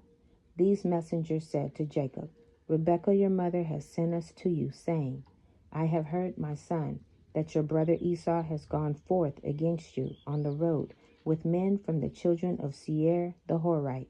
Therefore, my son, listen to my voice, and see with your counsel what you will do. When he comes up to you, supplicate him, and do not speak rashly to him, and give him a present from what you possess, and from what God has favored you with. And when he asks you concerning your affairs, conceal nothing from him. Perhaps he may turn from his anger against you, and you will thereby save your soul, you and all belonging to you, for it is your duty to honor him, for he is your elder brother. When Jacob heard the words of his mother, which the messengers had spoken to him, Jacob lifted up his voice and wept bitterly, and did as his mother then commanded him. At that time Jacob sent messengers to his brother Esau toward the land of Seir, and he spoke to him words of supplication. He commanded them, saying, Thus shall you say to my lord, to Esau, Thus says your servant Jacob, Let not my lord imagine that my father's blessing with which he did bless me has proved beneficial to me. For I have been these 20 years with Laban, and he deceived me and changed my wages 10 times, as it has all been already told to my lord. And I served him in his house very laboriously, and God afterwards saw my affliction, my labor, and the work of my hands, and he caused me to find grace and favor in his sight. And afterward, through God's great mercy and kindness, I acquired oxen and asses and cattle, and men servants and maidservants. And now I am coming to my land and my home to my father and mother, who are in the land of Canaan. I have sent to let my Lord know all this in order to find favor in the sight of my Lord, so that he may not imagine that I have of myself obtained wealth, or that the blessing with which my father blessed me has benefited me. Those messengers went to Esau and found him on the borders of the land of Edom, going toward Jacob, and 400 men of the children of Seir the Horite were standing with drawn swords. And the messengers of Jacob told Esau all the words that Jacob had spoken to them concerning Esau. Esau answered them with pride and contempt, and said to them, Certainly I have heard, and truly it has been told to me, what Jacob has done to Laban, who exalted him in his house, and gave him his daughters for wives. He had sons and daughters, and abundantly increased in wealth and riches in Laban's house through his means. When he saw that his wealth was abundant and his riches great, he fled with all belonging to him from Laban's house. And he led Laban's daughters away from the face of their father as captives taken by the sword without telling him of it. And not only to Laban has Jacob done thus, but also to me has he done so, and has twice supplanted me, and shall I be silent? Now therefore I have this day come with my camps to meet him, and I will do to him according to the desire of my heart. And the messenger returned and came to Jacob and said to him, We came to your brother, to Esau. We told him all your words, and thus has he answered us. Behold, he comes to meet you with 400 men. Now then, know and see what you shall do, and pray before God to deliver you from him. And when he heard the words of his brother, which he had spoken to the messengers of Jacob, Jacob was greatly afraid, and he was distressed. And Jacob prayed to the Lord his God, and he said, O Lord God of my fathers, Abraham and Isaac, you did say to me when I went away from my father's house, saying, I am the Lord God of your father Abraham and the God of Isaac. To you do I give this land and your descendants after you. And I will make your descendants as the stars of heaven, and you shall spread forth to the four sides of heaven, and in you and in your offspring shall all the families of the earth be blessed. You did establish your words, and did give to me riches and children and cattle. As the utmost wishes of my heart did you give to your servant. You gave to me all that I asked from you, so that I lacked nothing. Afterward you said to me, Return to your parents and to your birthplace, and I will still do well with you.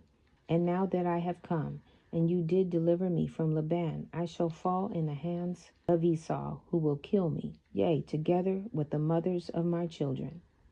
Now therefore, O Lord God, deliver me, I pray you, also from the hands of my brother Esau, for I am greatly afraid of him. And if there is no righteousness in me, do it for the sake of Abraham and my father Isaac. For I know that through kindness and mercy I have acquired this wealth. Now therefore I beseech you to deliver me this day with your kindness, and to answer me. And Jacob ceased praying to the Lord. He divided the people that were with him with the flocks and cattle into 2 camps. And he gave the half to the care of the Damasek, the son of Eleazar, Abraham's servant, for a camp with his children. The other half he gave to the care of his brother Eliaphaz, the son of Eleazar, to be for a camp with his children. And he commanded them, saying, Keep yourself at a distance with your camps, and do not come too near each other. And if Esau comes to one camp and kills it, the other camp at a distance from it will escape him. Jacob tarried there that night, and during the whole night he gave his servants instructions concerning the forces and his children. The Lord heard the prayer of Jacob on that day, and the Lord then delivered Jacob from the hands of his brother Esau. The Lord sent 3 angels of the angels of heaven, and they went before Esau and came to him. And these angels appeared to Esau and his people as 2,000 men, riding on horses, furnished with all sorts of war instruments.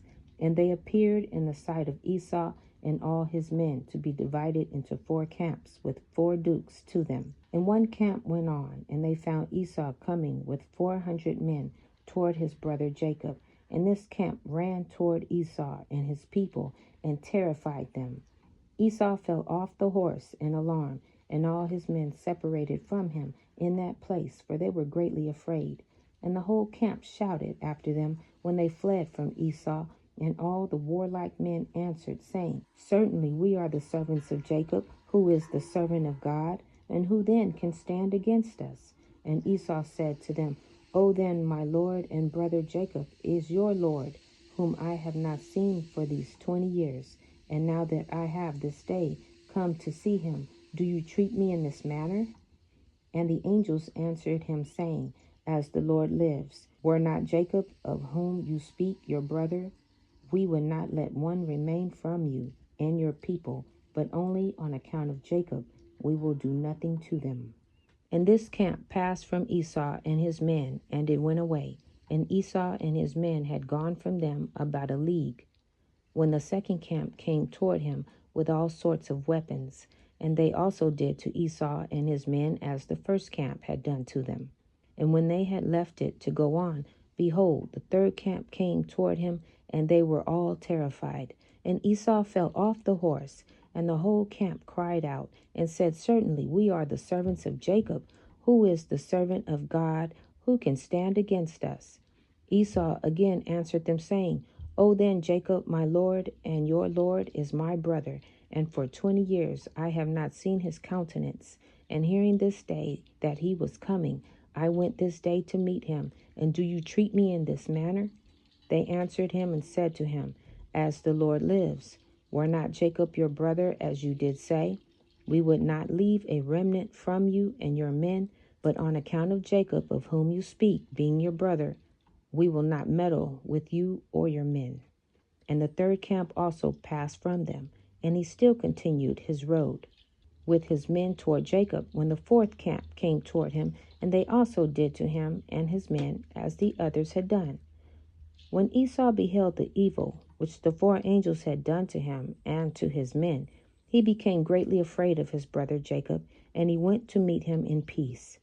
And Esau concealed his hatred against Jacob, because he was afraid for his life on account of his brother Jacob, and because he imagined that the four camps that he had lighted on were Jacob's servants. And Jacob tarried that night with his servants in their camps, and he resolved with his servants to give to Esau a present from all that he had with him, and from all his property. Jacob rose up in the morning, he and his men, and they chose from among the cattle a present for Esau. And this is the amount of the present which Jacob chose from his flock to give to his brother Esau. He selected 240 head from the flocks, and he selected from the camels and asses 30 each, and of the herds he chose 50 kin. He put them all in 10 droves, and he placed each sort by itself.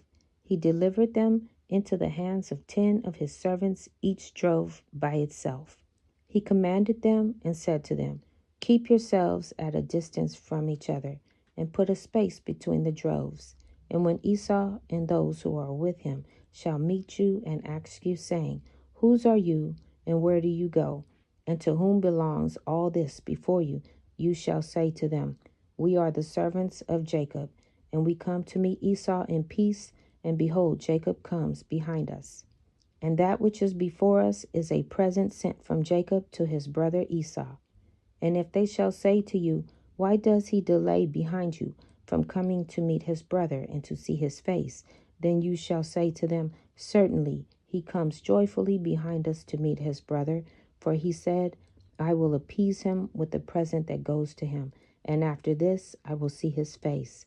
Perchance he will accept me.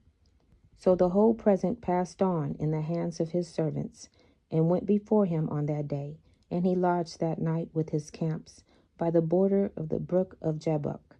He rose up in the middle of the night, and took his wives and his maidservants, and all belonging to him, and that night he passed them over the ford Jabbok. When he passed all belonging to him over the brook, Jacob was left by himself. A man met him, and he wrestled with him that night until the breaking of the day. And the hollow of Jacob's thigh was out of joint through wrestling with him. At the break of day, the man left Jacob there, and he blessed him and went away. Jacob passed the brook at the break of day, and he rested on his thigh. And the sun rose on him when he had passed the brook, and he came up to the place of his cattle and children. They went on till midday, and while they were going, the present was passing on before them. And Jacob lifted up his eyes and looked, and behold, Esau was at a distance, coming along with many men, about 400, and Jacob was greatly afraid of his brother. Jacob hurried and divided his children to his wives and his handmaids, and his daughter Dinah he put in a chest, and delivered her into the hands of his servants. He passed before his children and wives to meet his brother, and he bowed down to the ground. Yes, he bowed down 7 times until he approached his brother. And God caused Jacob to find grace and favor in the sight of Esau and his men, for God had heard the prayer of Jacob. The fear of Jacob and his terror fell on his brother Esau, for Esau was greatly afraid of Jacob for what the angels of God had done to Esau. And Esau's anger against Jacob was turned into kindness. And when Esau saw Jacob running toward him, he also ran toward him, and he embraced him, and he fell on his neck, and they kissed, and they wept. And God put fear and kindness toward Jacob in the hearts of the men that came with Esau. And they also kissed Jacob and embraced him. Also Eliaphaz, the son of Esau, with his 4 brothers, sons of Esau, wept with Jacob, and they kissed him and embraced him, for the fear of Jacob had fallen on them all. And Esau lifted up his eyes and saw the women with their children, the children of Jacob, walking behind Jacob, and bowing along the road to Esau. And Esau said to Jacob, "Who are these with you, my brother? Are they your children or your servants?" And Jacob answered Esau and said, "They are my children, which God hath graciously given to your servant." While Jacob was speaking to Esau and his men, Esau beheld the whole camp. And he said to Jacob, "How did you get the whole camp that I met last night?" And Jacob said, "To find favor in the sight of my Lord. It is that which God graciously gave to your servant." The present came before Esau, and Jacob pressed Esau, saying, "Take, I pray you, the present that I have brought to my Lord." And Esau said, "Why should I? Keep that which you have to yourself." And Jacob said, "It is incumbent on me to give all this, since I have seen your face, that you still live in peace." Esau refused to take the present, and Jacob said to him, "I beseech you, my lord, if now I have found favor in your sight, then receive my present at my hand, for I have therefore seen your face, as you I had seen a godlike face, because you were pleased with me." And Esau took the present, and Jacob also gave to Esau silver and gold and bdellium, for he pressed him so much that he took them. Esau divided the cattle that were in the camp, and he gave half to the men who had come with him, for they had come on hire, and the other half he delivered to the hands of his children. The silver and gold and bdellium he gave in the hands of Eliaphaz his eldest son. And Esau said to Jacob, "Let us remain with you, and we will go slowly along with you until you come to my place with me, that we may dwell there together." And Jacob answered his brother and said, "I would do as my Lord speaks to me. But my Lord knows that the children are tender, and the flocks and herds with their young, who are with me, go but slowly. For if they were swiftly, they would all die, for you know their burdens and their fatigue. Therefore let my Lord pass on before his servant, and I will go on slowly, for the sake of the children and the flock, until I come to my Lord's place, to Seir." And Esau said to Jacob, "I will place with you some of the people that are with me, to take care of you in the road, and to bear your fatigue and burden." And he said, "I will do so, my Lord, if I may find grace in your sight. Behold, I will come to you to Seir, to dwell there together, as you have spoken. Go then with your people, for I will follow you." Jacob said this to Esau in order to remove Esau and his men from him, so that Jacob might afterward go to his father's house, to the land of Canaan. Esau listened to the voice of Jacob, and Esau returned with the 400 men that were with him on their road to Seir. And Jacob and all belonging to him went that day as far as the extremity of the land of Canaan and its borders, and he remained there some time. Jacob lived in the land of Egypt 17 years, and the days of Jacob and the years of his life were 147 years. At that time Jacob was attacked with that illness of which he died, and he sent and called for his son Joseph from Egypt. And Joseph his son came from Egypt and came to his father.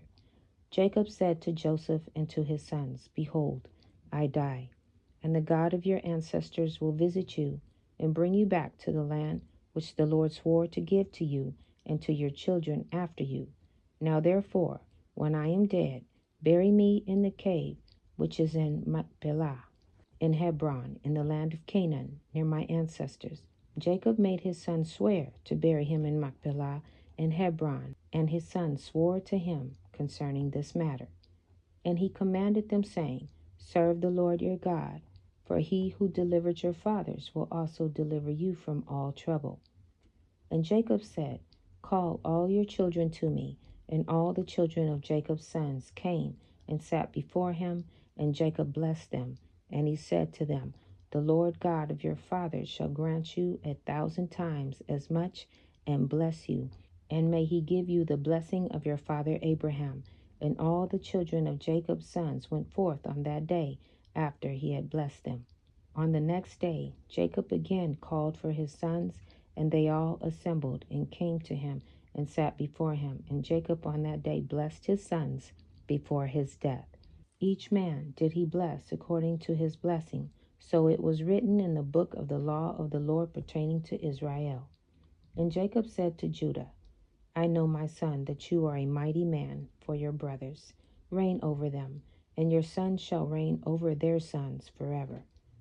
Only teach your sons the bow and all the weapons of war, in order that they may fight the battles of their brother, who will rule over his enemies. And Jacob again commanded his sons on that day, saying, Behold, I shall this day be gathered to my people. Carry me up from Egypt, and bury me in the cave of Machpelah, as I have commanded you. But take care, I pray you, that none of your sons carry me, only yourselves.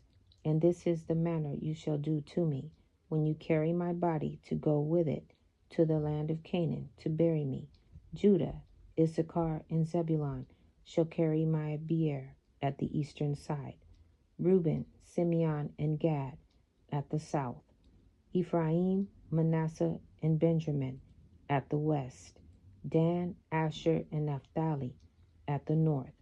Let not Levi carry with you, for he and his sons will carry the ark of the covenant of the Lord with the Israelites in the camp.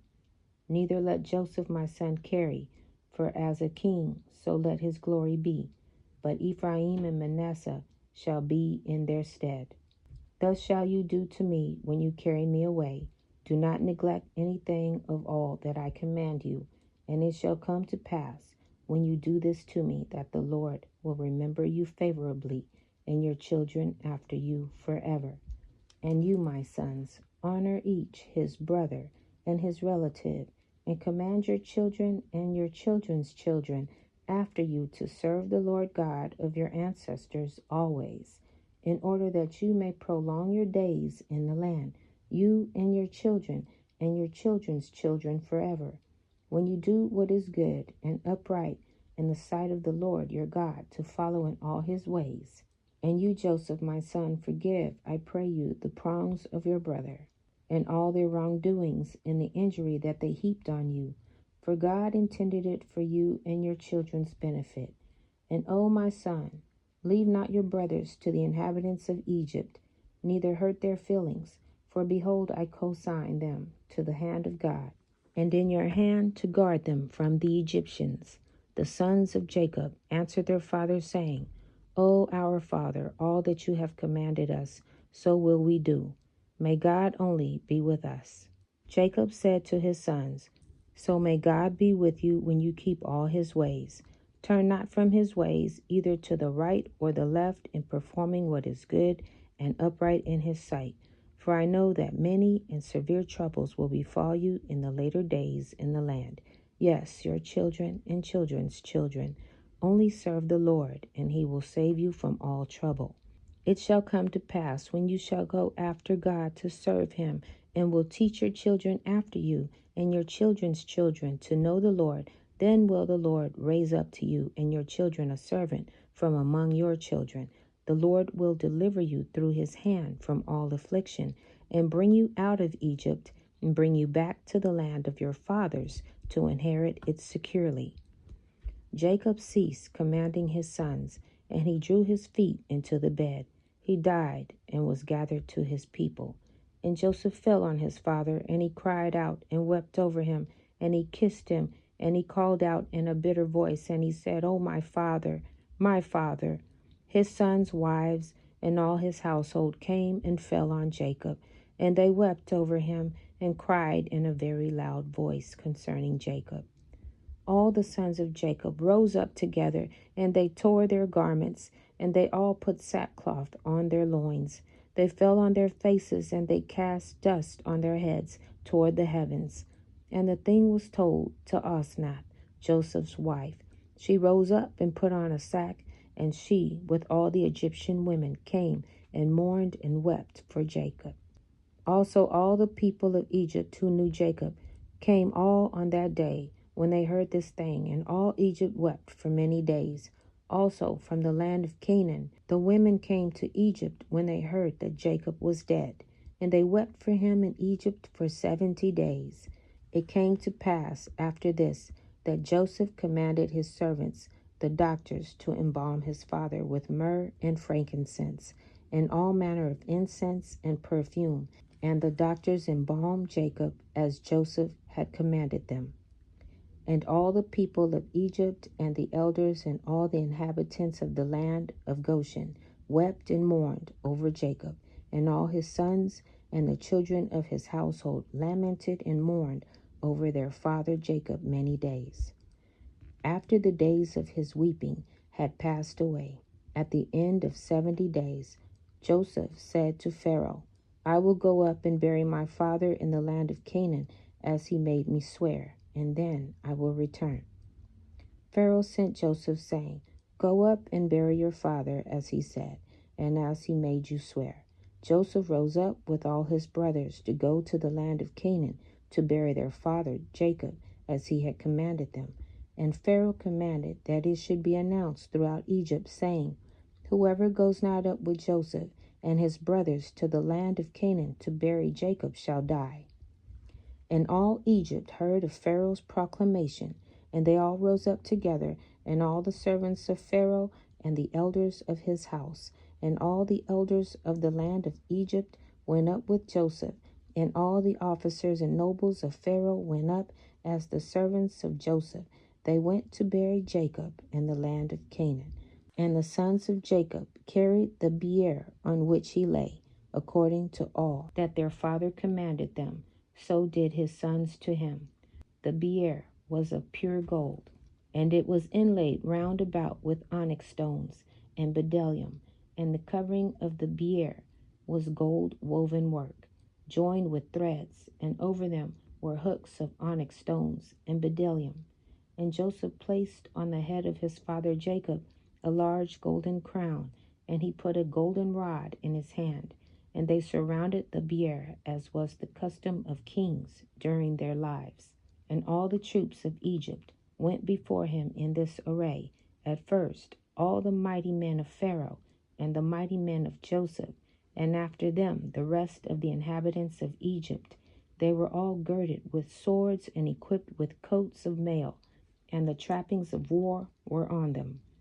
All the weepers and mourners went at a distance opposite to the bier, going and weeping and lamenting, and the rest of the people went after the bier. Joseph and his household went together near the bier, barefooted and weeping, and the rest of Joseph's servants went around him. Each man had his ornaments on him, and they were all armed with their weapons of war. 50 of Jacob's servants went in front of the bier, and they scattered along the road myrrh and aloes, and all manner of perfume. And all the sons of Jacob that carried the bier walked on the perfumery. The servants of Jacob went before them, spreading the perfume along the road. And Joseph went up with a heavy camp. And they did after this manner every day until they reached the land of Canaan. They came to the threshing floor of Atad, which was on the other side of Jordan, and they mourned an extremely great and heavy mourning in that place. And all the kings of Canaan heard of this thing, and they all went forth, each man from his house. 31 kings of Canaan, they all came with their men to mourn and weep over Jacob. All these kings observed Jacob's bier, and there Joseph's crown was on it. They also put their crowns on the bier and encircled it with crowns. All these kings made in that place a great and heavy mourning with the sons of Jacob and Egypt over Jacob. For all the kings of Canaan knew the valor of Jacob and his sons. And the report reached Esau, saying, Jacob died in Egypt, and his sons and all Egypt are conveying him to the land of Canaan to bury him. Esau heard this thing, and he was dwelling in Mount Seir. He rose up with his sons and all his people and all household, a people greatly great, and they came to mourn and weep over Jacob. And it came to pass, when Esau came, he mourned for his brother Jacob and all Egypt. And all Canaan again rose up and mourned a great mourning with Esau over Jacob in that place. Joseph and his brothers brought their father Jacob from that place, and they went to Hebron to bury Jacob in the cave by his fathers. They came to Kerith Arba, to the cave, and as they came, Esau stood with his sons against Joseph and his brothers as a hindrance in the cave, saying, Jacob shall not be buried in here, for it belongs to us and to our father. Joseph and his brothers heard the words of Esau's sons, and they were greatly angered. And Joseph approached Esau, saying, What is this thing which they have spoken? Certainly my father Jacob bought it from you for great riches after the death of Isaac. Now 25 years ago, and also all the land of Canaan he bought from you, and from your sons and your descendants after you. Jacob bought it for his sons and his descendants after him for an inheritance forever. And why do you speak these things this day? And Esau answered, saying, You speak falsely and utter lies. For I sold not anything belonging to me in all this land, as you said, neither did my brother Jacob buy what belonged to me in this land. Esau spoke these things in order to deceive Joseph with his words. For Esau knew that Joseph was not present in those days when Esau sold all belonging to him in the land of Canaan to Jacob. Joseph said to Esau, Certainly my father inserted these things with you in the record of purchase, and testified the record with witnesses. And behold, it is with us in Egypt. Esau answered, saying to him, Bring the record. All that you will find in the record, so we will do. Joseph called to Naphtali, his brother, and said, Hurry quickly, stay not and run, I pray you, to Egypt, and bring all the records, the record of the purchase, the sealed record, and the open record, and also all the first records in which all the transactions of the birthright are written, bring with you. You shall bring them to us here, that we may know from them all the words of Esau and his sons, which they spoke this day. And Naphtali listened to the voice of Joseph, and he hurried and ran to go down to Egypt. And Naphtali was lighter on foot than any of the stags that were on the wilderness, for he could go on ears of corn without crushing them. When Esau saw that Naphtali had gone to fetch the records, he and his sons increased their resistance against the cave. And Esau and all his people rose up against Joseph and his brothers to battle. All the sons of Jacob and the people of Egypt fought with Esau and his men, and the sons of Esau and his people were smitten before the sons of Jacob, and the sons of Jacob killed of Esau's people 40 men. Cushem, the son of Dan, the son of Jacob, was at that time with Jacob's sons, but he was about 100 cubit distance from the place of battle, for he remained with the children of Jacob's sons by Jacob's Beor to guard it. And Cushem was dumb and deaf. Still he understood the voice of consternation among men. And he asked, saying, Why do you not bury the dead? And what is this great consternation? They answered him the words of Esau and his sons. And he ran to Esau in the midst of the battle. He killed Esau with a sword. He cut off his head, and it sprang to a distance, and Esau fell among the people of the battle. When Cushem did this thing, the sons of Jacob prevailed over the sons of Esau, and the sons of Jacob buried their father Jacob by force in the cave, and the sons of Esau watched it. Jacob was buried in Hebron, in the cave of Meshbalah, which Abraham had brought from the sons of Heth for the possession of a burial place, and he was buried in very costly garments.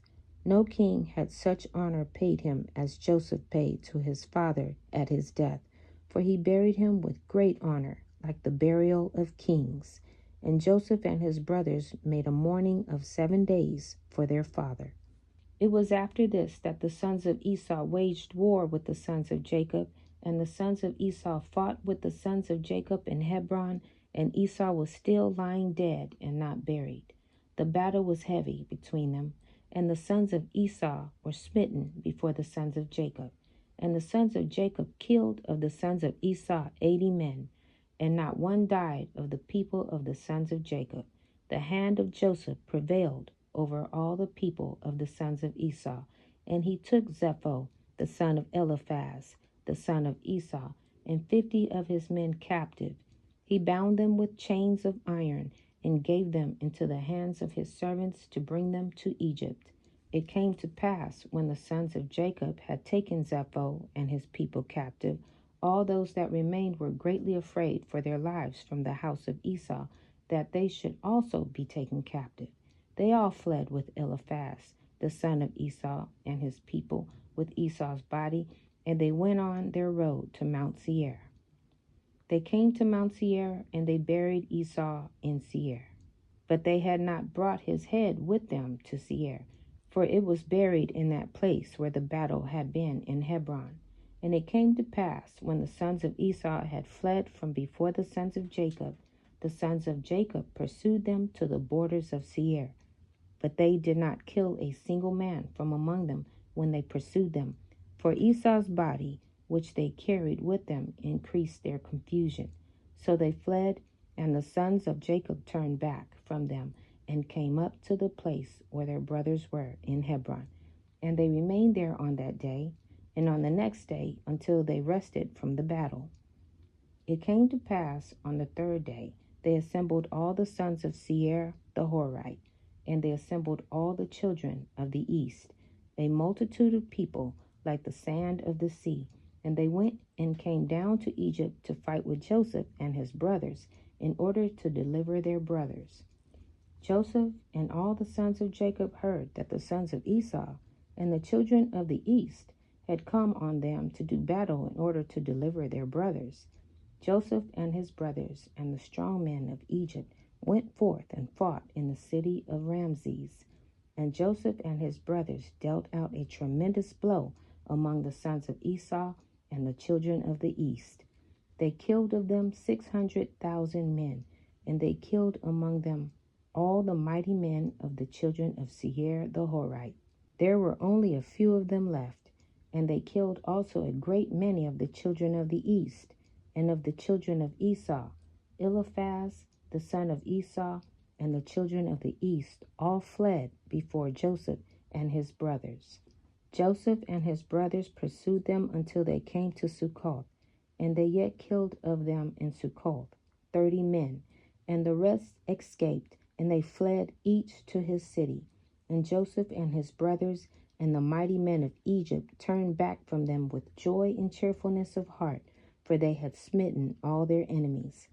Zepho, the son of Eliaphaz, and his men were still slaves in Egypt to the sons of Jacob, and their pains increased.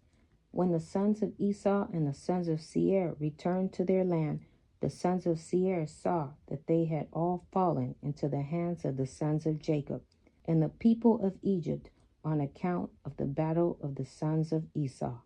And the sons of Seir said to the sons of Esau, "You have seen, and therefore you know, that this camp was on your account, and not one mighty man or an adept one in war remaineth.